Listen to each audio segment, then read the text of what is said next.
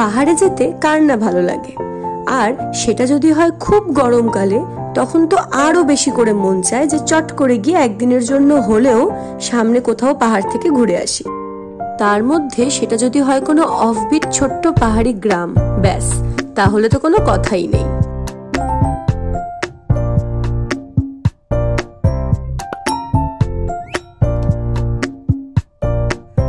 So hello everyone, welcome back to my channel Unlimited Happiness.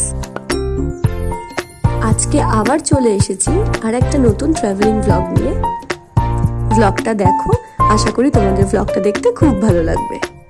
আজকে আমাদের destination হলো কালিম্পং জেলায় অবস্থিত লাভা শহর থেকে মাত্র 15 কিলোমিটার দূরে একটি ছোট্ট অফবিট গ্রাম লুংচু। লুংচু যেতে হলে প্রথমেই আমাদের দাঁড়াতে হবে নেওয়ারা ভ্যালি ফরেস্টে ঢোকার প্রবেশদ্বারে। সেখানে পার কার 200 টাকা করে টিকিট কেটে আমাদের প্রবেশ করতে হবে সেই নেওয়ারা ভ্যালি ন্যাশনাল পার্ক এরিয়ার মধ্যে। এখানে এই 200 টাকার টিকিটটা হলো নেওয়ারা ভ্যালি ফরেস্টের মধ্যে দিয়ে যেহেতু আমরা এখন যাব সেই ফরেস্টের চার্জ।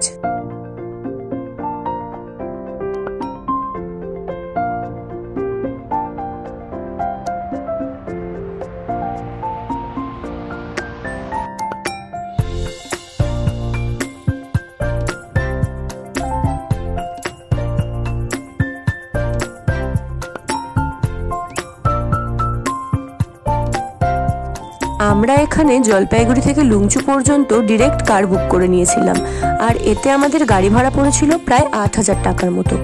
কিন্তু তোমরা যারা কলকাতা থেকে এনজিপি আসতে চাইছো এবং এনজিপি থেকে যেতে চাইছো ডিরেক্ট লুংচুতে, তারাও কিন্তু খুব সহজেই এবং খুব কম ভাড়াতেই পৌঁছে যেতে পারবে লুংচুতে।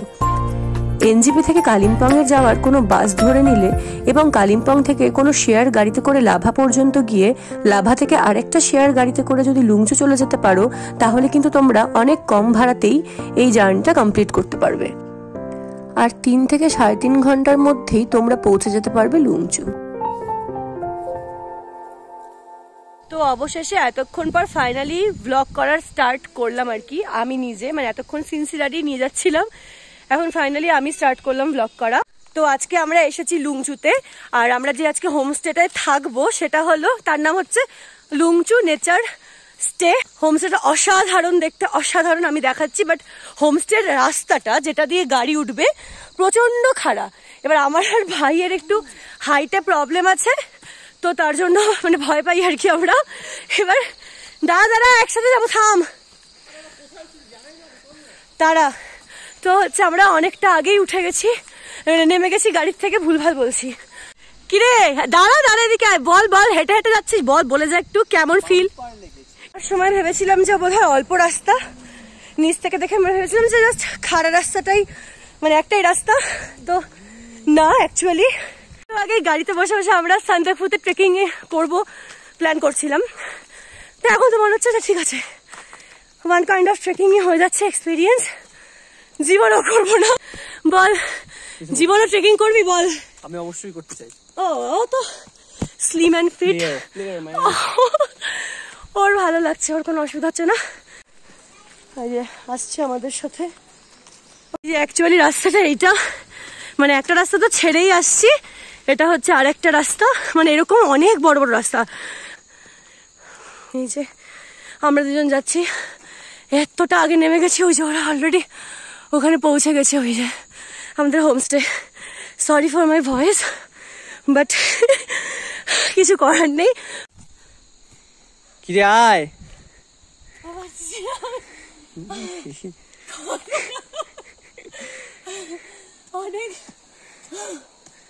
পাহাড়ে আসবো আর ফুল পাবো না, মাথায় লাগানোর হতে পারে না, আর ফুল পেলে লাগাতেই হবে মাথায়।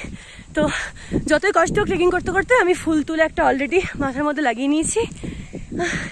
তারপর মনে হচ্ছে এখন সারা এতক্ষণ যা ক্লান্তি হলো হেঁটে সব আমার চলে গেল হঠাৎ করে ফুল লাগিয়ে। এত নিজেকে নিজের ভালো লাগছে যে মনে হচ্ছে না কোনো ব্যাপার না, ভাগ্যিস হেঁটে হেঁটে আসছিলাম জন্য ফুলটা তুলতে পারলাম।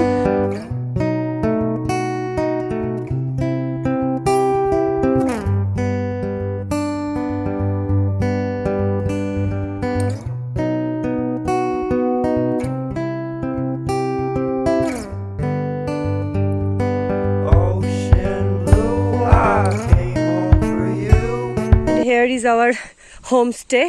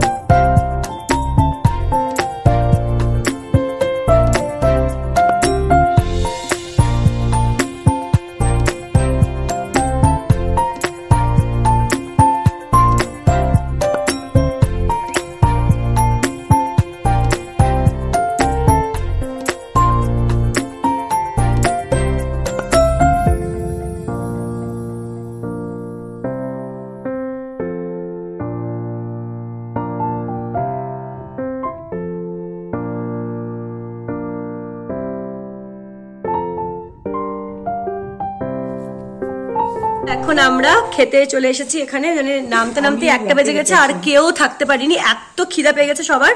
মানে সবাই ভাবলো ফার্স্টে যে যখন আমরা মানে ভাবিনি যে এত তাড়াতাড়ি আসলে পৌঁছে যাব, মানে 1টার মধ্যে আমরা ভেবেছি 3টা 4টা বাজবে পৌঁছতে, বাট এত তাড়াতাড়ি পৌঁছে গেছি, এত মানে খুশি আমরা আজ। কারণ এখন খেয়ে দেয়নি, আমরা অনেকটা টাইম ঘুরতে পারবো, তারপর সন্ধ্যা হয়ে যাবে, তারপর নিজেদের মতো টাইম কাটাতে হবে হোমস্টেতেই। তো এখন আমরা জাস্ট তাড়াতাড়ি খেয়ে নিবো, খেয়ে নিয়ে আমরা একটু ঘুরতে পারবো। আর দেখতেই পাচ্ছ আমরা চেঞ্জ করেই ফেলেছি অলরেডি, আর এই ডাইনিং রুমে চলে এসেছি।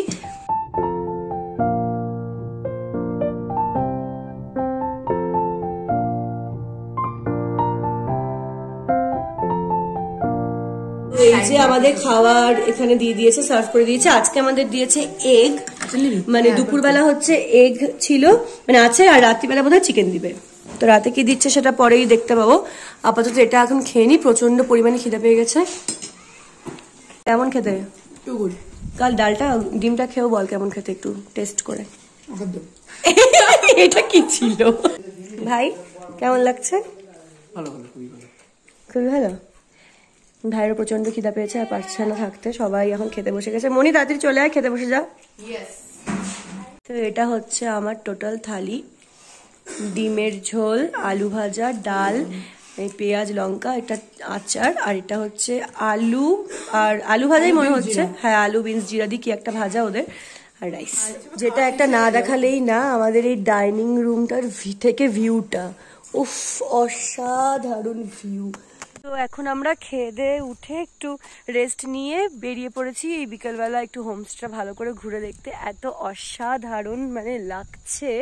আর যেহেতু আমরা কালকে সকালেই বেরিয়ে যাবো এখান থেকে, তো বিকালবেলার এই সানসেটটা তো আমরা দেখতে পারবো না। তো খাওয়ার পর একটু জাস্ট মানে কয়েক মানে মিনিট 30 মিনিটসের মতন হবে, একটু রেস্ট নিয়ে আমরা বেরিয়ে গেলাম।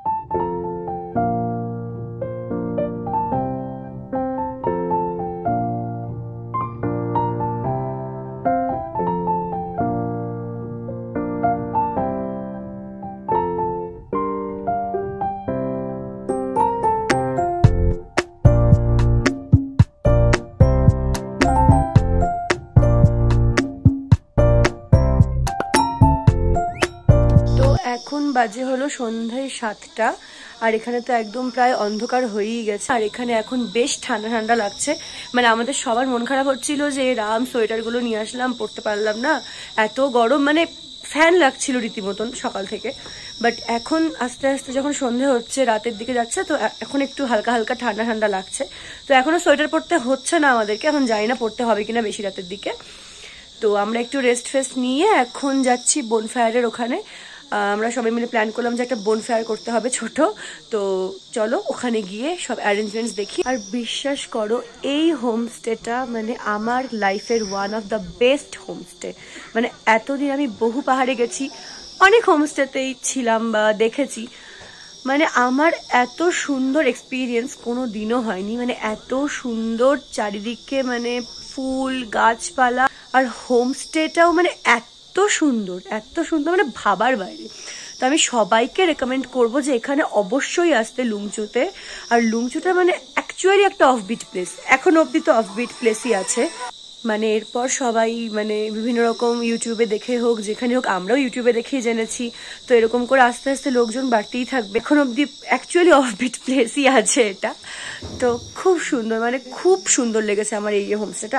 আর এই হোমস্টেটার নাম হলো লুংচু নেচার স্টে হোমস্টে। মানে নামের সাথে হোমস্টে একদম সিমিলারিটি মেনটেন করেছে। একে তো পাহাড়ের সৌন্দর্য আছেই, আর এই হোমস্টেটা মানে নিজেই এতটা সুন্দর, মানে পাহাড় তো আছেই, এটাও তার সাথে একটা আমাদের মানে উপরি পাওনা বলতে পারো। এত সুন্দর হোমস্টে আমি জীবনে কোনোদিনও আসিনি এখনো পর্যন্ত। তো আমরা তো সবাই ভাবছিলাম যে দিনের বেলা তাড়াতাড়ি এনজয় করে নিই, রাত্রি হয়ে গেলি তো আর কি করবো, হোমস্টেতে মানে ভেতরে গিয়ে বসে থাকতে হবে রুমের। বাট আমরা এই বনফায়ার তো করছি, এটা তো করবোই, বাট এই দৃশ্যটা রাতেও যে একটা এত সুন্দর লাগতে পারে, মানে চারিদিক মানে ভাবার বাইরে। আমি ভেবেছিলাম অন্ধকার হয়ে যাবে, কিছু দেখতে পারবো না, কিন্তু সামনে গোটা পাহাড়ে বাড়ি ঘরগুলোতে আলো জ্বলছে, আর এত সুন্দর লাগছে। আমি যদি পারি এখানে অ্যাড করে দেবো, মানে ফোনে ঠিক মতন আসে না এই জিনিসটা, পারলে অবশ্যই অ্যাড করে দেবো। জাস্ট দেখো যে কি দারুণ লাগছে। মানে ফোনে তো 50% কি 20% মানে দেখে ফিল করতে পারবে না কিছু, বাট চোখে মানে সার্থক হয়ে গেল জীবনটা মনে হচ্ছে।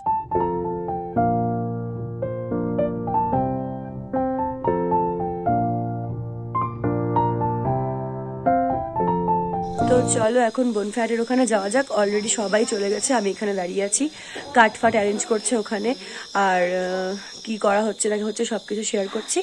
আর একটাই টেনশন হচ্ছে, খালি মেঘ ডাকছে ভীষণ, এখন জানি না বৃষ্টি আসবে কিনা। যদিও বৃষ্টি আসলে আমি দুঃখ পেতাম না, পাহাড়ে বৃষ্টি মানে একটা আলাদা এক্সপিরিয়েন্স, জানি না ওটা কেমন লাগবে, ওটাও আমি এক্সপিরিয়েন্স করতে চাই। মানে আমি কোনোদিন একটা পাহাড়ে আছি আর সেখানে বৃষ্টি হচ্ছে, এটা আমার মানে ফার্স্ট এক্সপিরিয়েন্স হবে। তো আমি সেটাও এক্সপিরিয়েন্স করতে চাই, বাট বনফায়ারটা হয়ে যাক, তারপর যেন বৃষ্টিটা আসে।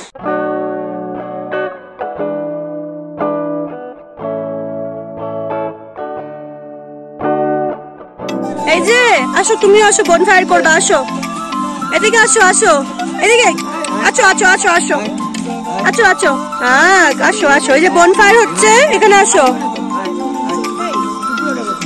কাম and join with us please please come. চোখটা কি তোমার একটা সেরা চোখ, তো মনে হচ্ছে পাথর একেবারে একটা চকচক করছে, চোখে মানে প্রবলেম আছে। আসো আসো, হ্যাঁ ওই বাবা শোনা। এই যে এরা দুজন দুজনের উপর রাগ করেছে, কেন রাগ করেছে আমি বুঝতে পারছি না, বাট রাগ করে মুখ উল্টে বসে আছে। এই যে কি হয়েছে, কি হয়েছে, এত মান অভিমান কিসের তোমাদের? এই যে কি হয়েছে, আসো আমি মিল করে দিচ্ছি তোমাদের, আসো। উড়িয়ে বাবা মিল করে দিব, হা করছে না। আজকের মতন মান অভিমান নিয়েই থাকো, আজকে বুঝে গেছি ঝগড়া অনেক মানে গুরুতর ঝগড়া হয়েছে, কিছুতেই কমবে না।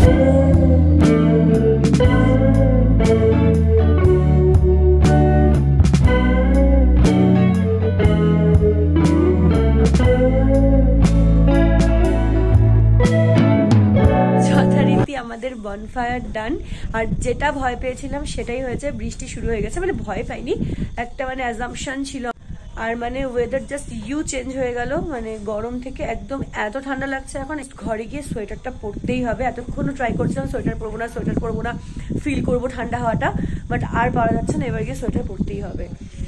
বৃষ্টি হতে হতে এত জোরে স্টার্ট হয়ে গেছে, আর এত হাওয়া আর মেঘ, মানে কি বলবো, মানে এত এত ভালো, এত সুন্দর লাগবে রাত্রিবেলাটা, মানে ভাবতে পারি। আমি ভাবছিলাম কি করব, সারাদিন ঘুরবো টুরবো, মানে যা যা কাজ আছে ছবি টবি তোলা বা ভিডিও করা, তো রাত্রিবেলা তো কোনো কাজই নেই, বোর হবো। আর যদিও আমার গলাটা এখন বসে গেছে, একটু শুনতে বাজে লাগছে আমি জানি, মানে এখানে আসার আগে থেকে একটু গলাটা বসা ছিল, আর এখানে আসার পর থেকে ঠান্ডায় আরো গলাটা বেশি বসে গেল। আমি এখানে ব্লগ করছি আর এই যে পাশ থেকে ওইখানে দাঁড়িয়ে দাঁড়িয়ে বাদরামা মারছে আর আমাকে হাসাচ্ছে। এবার কর, এবার দেখি কর, এবার আর করবে না। আর আমি ওখান থেকে ব্লগ করছি আর ওখান থেকে আমাকে হাসাচ্ছে। আমি কিন্তু এটা ব্লগে দিয়ে দিচ্ছি। হ্যাঁ, আমি বলি এখানে কি হচ্ছে, ওই সাইডটা ক্যামেরায় কিচ্ছু আসছে না, নাথিং, মানে কিচ্ছু না, সাইডটা পুরো মেঘে ঢেকে গেছে। হ্যাঁ, জাস্ট মেঘে ঢেকে গেছে, কিচ্ছু আসছে না। আর মেঘটার মধ্যে আমাদের ছায়া দেখা যাচ্ছে, আর তাই জন্য ওর নাচ করছে, আর নাচটা ওর মেঘটার মধ্যে দেখছে, ওর ছায়া দেখা যাচ্ছে। কি বললি, কি বললি?